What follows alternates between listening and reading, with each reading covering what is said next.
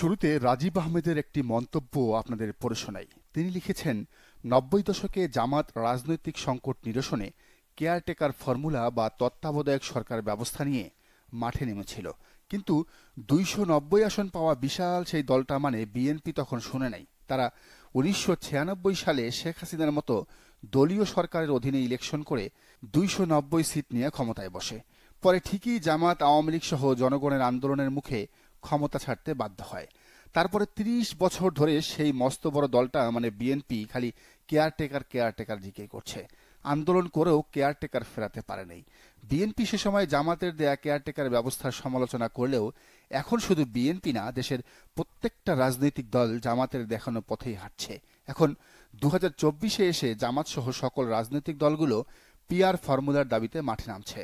এবারও ২৯০ আসন পাওয়া মস্ত বড় বিএনপি ক্ষমতার নেশায় বিভোর হয়ে স্বৈরাচারী আচরণ শুরু করেছে।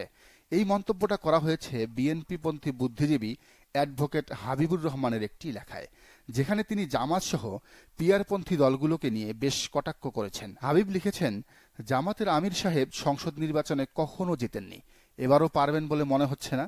এনসিপির আহ্বায়ক নাহিদ ইসলামেরও জেতার সম্ভাবনা নাই। গণ অধিকার পরিষদের নুরুল হক নূরের আসনে বিএনপির শক্ত প্রার্থী আছে। চরমনাই পীর সাহেবের আসনে বিএনপির দুইজন হেভিওয়েট নেতা আছেন, মুজিবুর রহমান সারোয়ার এবং মোয়াজ্জেম হোসেন আলাল। এবি পার্টির সভাপতি সাধারণ সম্পাদক জীবনে কোনো ইলেকশন করেননি। বিএনপির বিরুদ্ধে যারা ভোকাল বা অপোজিশনের টপ লিডার, তারা কেউই নিজের বাড়ির আসনেই ভোট পাবেন এমন নিশ্চয়তা নেই। নিজের বাড়িতে যদি জামানত বাজেয়াপ্ত হয়, তাহলে সরকার যতই খারাপ হোক তার বিরুদ্ধে জোরালো বক্তব্য দেওয়া মানানসই হবে না। তাহলে উপায় কি? এই দুর্দশা থেকে মুখ রক্ষা করতেই পারে একমাত্র পিআর। সারা দেশ মিলিয়ে ভোট কালেকশন করে পার্টির প্রধানের মুখ রক্ষা করতে হবে। ভাগ্য ভালো হলে সাধারণ সম্পাদকও একটা সিট পেতে পারে। ছোটদের মধ্যে বড় দলের ডজনখানেক বড় নেতা একসাথে এমপি হতে পারবে। স্বাভাবিক ঐকিক নিয়মে ১০ কোটি ভোট কাস্ট হলে কোনো পার্টি ৩,৩৩,০০০ ভোট পেলেই একটা সিট পাবে। এভাবে পিআরপন্থী দলগুলো ১ থেকে ২০টি সিট পেতে পারে। কিন্তু এর বিপরীতে কি ঘটবে? হাবিব বলছেন, আওয়ামী লীগের প্রক্সি টিম সারা দেশে কমপক্ষে ২০% ভোট নিয়ে ৭টি আসন নিয়ে সংসদের সবচেয়ে বড় বিরোধী দল হবে। এছাড়াও কোনো উগ্রবাদী সংগঠন সারা দেশে ৩.৫ লাখ সমর্থক জোগাড় করতে পারলেই সংসদে ঢুকে পড়বে। কোনো আঞ্চলিক বা সাম্প্রদায়িক গোষ্ঠী তাদের সারা দেশে ছড়িয়ে ছিটিয়ে থাকা অনুসারীদের ভোটে সংসদে স্থান পাবে। জনবিচ্ছিন্ন কয়েকজন নেতার মুখ রক্ষার জন্য একটি জাতীয় বিপর্যয় ডেকে আনা হচ্ছে। বিএনপির বুদ্ধিজীবী হাবিব বলছেন, আওয়ামী লীগের ফাঁদে সবার আগে নাকি পা দেয় জামাত। তার দাবি, জামাতের তত্ত্বাবধায়ক থিওরির উপর ভর করেই ২১ বছর পর ২০০৮ সালে আওয়ামী লীগ সরকারে ফিরেছিল। মাগুরা উপনির্বাচন নিয়ে আওয়ামী লীগের আন্দোলনে জামাত হাওয়া না দিলে ১৯৯৬ সালে আওয়ামী লীগের ক্ষমতায় আসার জামাতের পরবর্তী দুর্দশার কোনোটাই হতো না। অতি লোভে তাঁতি নষ্ট করা ঠিক হবে না।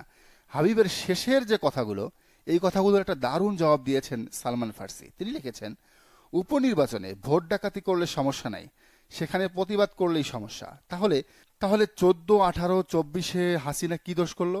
আপনারাও তো হাসিনা আর আওয়ামী লীগ হতে চেয়েছেন, কিন্তু সুযোগের অভাবে ভালো মানুষ হয়েছেন।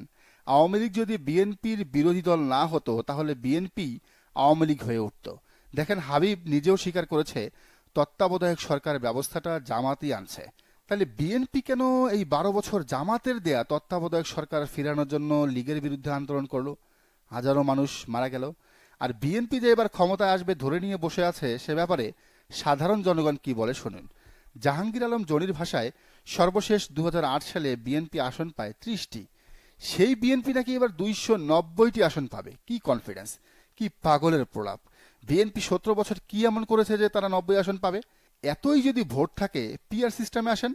রাজনীতি বিশ্লেষকরা বলছেন, বিএনপির এই অতি উৎসাহী আচরণ ১৯৯১ সালের আওয়ামী লীগের মতো পরাজয় ডেকে আনতে পারে সামনের ইলেকশনে।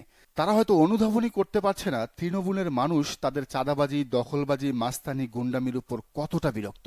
তাই এমনও হতে পারে এই ইলেকশনে বিএনপির ব্যাপক ভরাডুবির পর পরের ইলেকশনে কোনো মতে সংসদে যাওয়ার কথা চিন্তা করে জামাতের দেয়া এই পিআর ফর্মুলাতেই ভোট করার জোর দাবি জানাবে। অপেক্ষা কেবলই সময়ের। দর্শক, আপনার কি মনে হয়, জামাতের কাছে কি বিএনপি দুধের শিশু, নাকি বিএনপির কাছে জামাত? জানান কমেন্টের ঘরে। আর এই চ্যানেলে নতুন হলে রাজনীতির নিত্য নতুন তথ্য বিশ্লেষণ সবার আগে নির্মোহভাবে পেতে চ্যানেলটি অবশ্যই সাবস্ক্রাইব করে বেল আইকনটি বাজিয়ে রাখুন।